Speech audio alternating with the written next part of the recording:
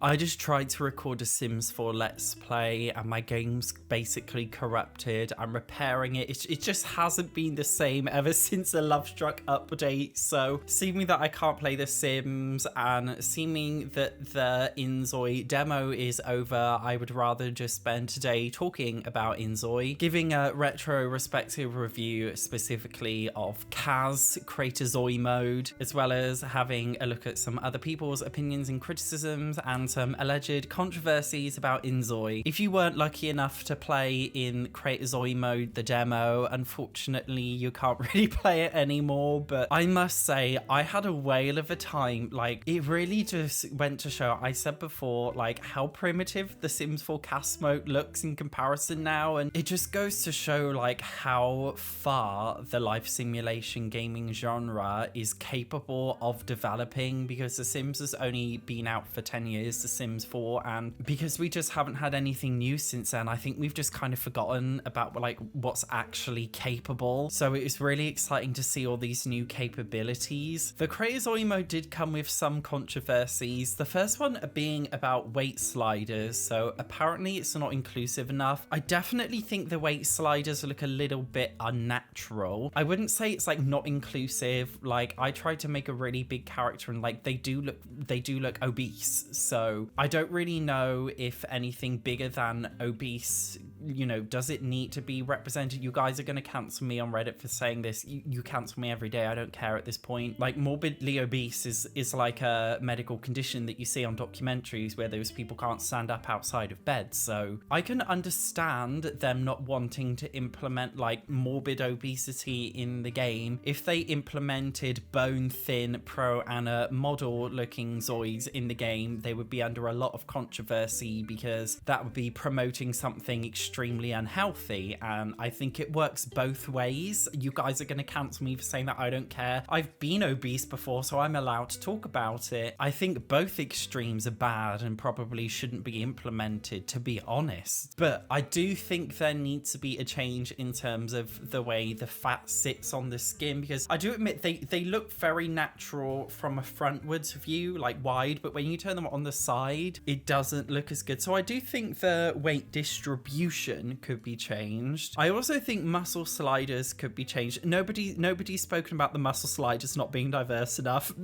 So here I am expressing my concerns, because you can't make a very broad ZOI based on what it looks like, and when you increase muscle, it increases like your definition, but it doesn't increase muscle size really. So I definitely think that could change. I also think some minor things, for example, body hair could look a lot better. Some people pointed out that you can't get body hair on female Zois, which is fair enough. There's no reason not to. Apparently some people have been complaining that it's not ethnically diverse enough, and I bloody disagree. You can create anybody in inZOI. It is literally insane. They could probably do with some tweaking, for example, having some more different types of hairstyles or maybe some more miscellaneous features, but in general, I feel like you can create literally anyone in inZOI. That's why I just think it looks so amazing. I mean, in terms of how specific you can make Zois look, you guys know I play with Shanice in The Sims. I made her an inZOI, and you can instantly tell by looking at her that she's British. And in The Sims, regardless of skin color, for example, you can't really tell like the inspiration behind a Sim. If you look at my Shanice in The Sims 4, she doesn't necessarily look British really, whereas when you see her in inZOI, you can tell instantly she's British, and that's what I just think looks so cool about the game. Another controversy apparently is about sexuality. I will admit they were so tiptoeing around sexuality at the beginning of development. They didn't give a clear answer. My personal speculative theory is they probably didn't even consider it until Live Sim players started yapping on about it, and then they decided to include it. And for so long, like it seems like they've just refused to give a clear-cut answer, and it's just really annoying that they haven't just stated obviously in terms of sexuality and development. Based on what I've seen, it appears to be that same-sex characters can be romantic and they can marry in the exact same way as straight Zois. There's been like so much like conflicting information and tiptoeing around it again, but based on what we've seen, it looks like the game will be like diverse in that aspects. It doesn't matter, like you can choose sexuality. In Creator ZOI mode, they did show that that sexuality development was in progress. So I think maybe this is just something that they're coding in, and maybe it's taking them some time. I don't know, they haven't done it yet, but it seems like sexual identity is coming into it, which is good. So I think those rumors can be put to rest, at least for now. People have also mentioned about trans inclusion into the game, which I think is interesting. There was nothing to suggest that you could or couldn't be trans in inZOI. I don't really know. Based on what we've seen, I don't think it's in there, but you can wear outfits from different categories, it seems, whether you're male or female. So you can have a male Zoi dress in female clothing and have female hairs, although every single trans person I know, like, they just see themselves as what they identify with. So like, I don't know any trans woman who thinks I'm a man who identifies as a woman. In their head, in their eyes, they just see themselves as a woman, vice versa for trans men. So even in The Sims, if I ever see a trans woman, for example, play The Sims, they just play as a female character because that's what they see themselves. They don't see themselves as a trans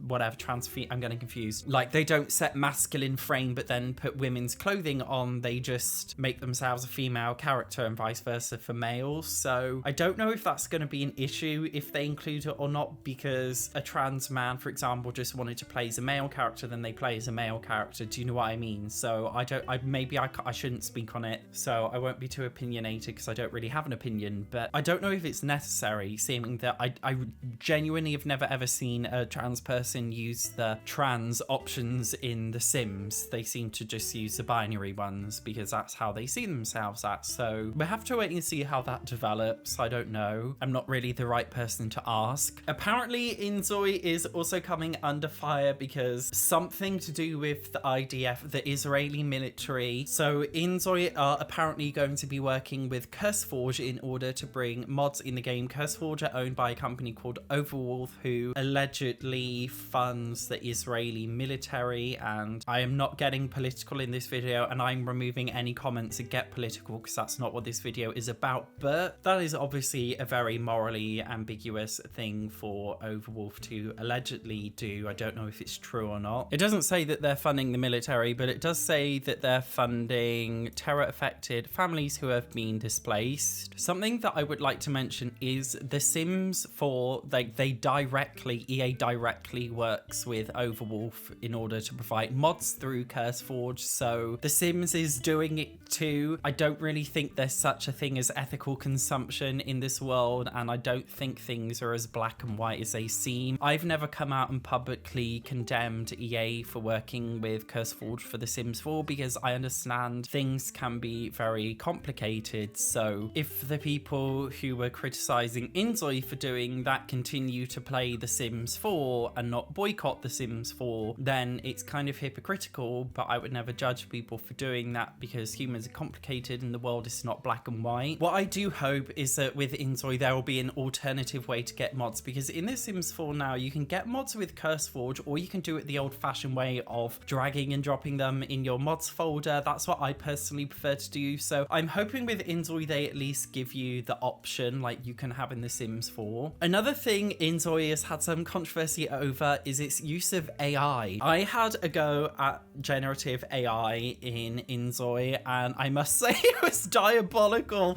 It did not work as intended at all. Even searching for like a very simple thing, for example, like polka dot pattern, it just didn't generate a good image. There's also some controversy surrounding generative AI because it does quite literally steal artwork from artists. It has the potential to take other people's jobs. I personally am not a fan of generative AI, and I don't think I will be using it in my game. I don't think all AI is bad. Sometimes I use AI when I edit my YouTube videos, for example, speech to text when I'm making TikToks, but I personally don't use AI generated artwork or anything. I don't use AI generated images, at least knowingly. If inZOI genuinely remove this whole generative AI thing, I don't think it will have a negative impact on the game. It will either have a neutral impact or a positive one. I genuinely think they should just remove it. The way it's implemented is bloody awful, and most people are very skeptical of the use of generative AI because they can see how damaging it can be in terms of its indirect effects. I do agree with that one. I do agree that they should remove generative AI from the game. Although I am very impressed at the ability to upload any image and just upload it into inZOI as a pattern. I did this when I created my t-shirt in real life. I took a very, very quick picture. I did it in about 10 seconds, so it didn't look perfect, but I basically recreated my real life t-shirt in the game very quickly. I also did the same where I imported the Burberry design pattern into the game, and I literally made a character wearing Burberry, which is insane. So I do think that's really, really good. Apparently there's also been some talk about the use of direct manipulation, which is basically clicking on the face and dragging and dropping things, because did you know that EA have a pattern on direct manipulation? So that's why The Sims 4 is the only game where you can click on a character's face and just drag and move different parts around, whereas every other video game uses sliders because EA own the copyright to it. But in inZOI, it seems like you can do direct manipulation. I don't know if they're allowed to do it because they're in a completely different country. Maybe the pattern is not worldwide. I don't know anything about law. I definitely don't think EA's pattern on direct manipulation is capable of lasting forever, because as far as I'm aware, I'm no legal expert. From what I believe, I'm sure patents have the potential to be challenged if they're not unique enough, and if the way the world and video gaming landscape in general is developing, I don't know if they'll be able to keep that pattern forever. Like, I'm not a legal expert, but I think it's an interesting one. I can't really comment on that, but I think the direct manipulation thing is good when dragging around characters' facial features, so I hope they do get to keep that in there. In general, I think right now it's too soon to say if inZOI will be an incredible game, but based on what we've seen, it seems like it's very much likely that it's going to be a very good game, based on not just the character creator mode, but also the early access videos from other people. It seems like the game is going to be amazing. Will it actually take over from The Sims? I think if EA did a terrible job with The Sims 5, then yes, but I think The Sims definitely has a unique character and charm to it, which we all know is The Sims. That has been lost a bit in The Sims 4, which was more prevalent in The Sims 1, 2, and 3, but I think if EA were bringing all of that back, then no, I don't think it could necessarily compete with The Sims, but more so just be a separate experience. Elden Ring is a role-playing game, an RPG. Pokemon is also a role-playing game, an RPG. Elden Ring and Pokemon are two completely different experiences, even though technically they are the exact same genre. So just how Pokemon and Elden Ring are two completely different games under the same genre, inZOI and The Sims can also be two completely different games under the same genre, and I think that's completely fine. And as I've said before, even if you don't directly play inZOI, the fact that it exists will give EA a kick up the arse to improve the development of Project Renee, make sure it's better. So indirectly, I think it has a good effect on everyone that inZOI exists. If you haven't seen my gameplay of inZOI, check out one of the videos here because it was incredibly fun. You guys let me know what you think of the game. Thank you very much for watching. I will see you in the next one.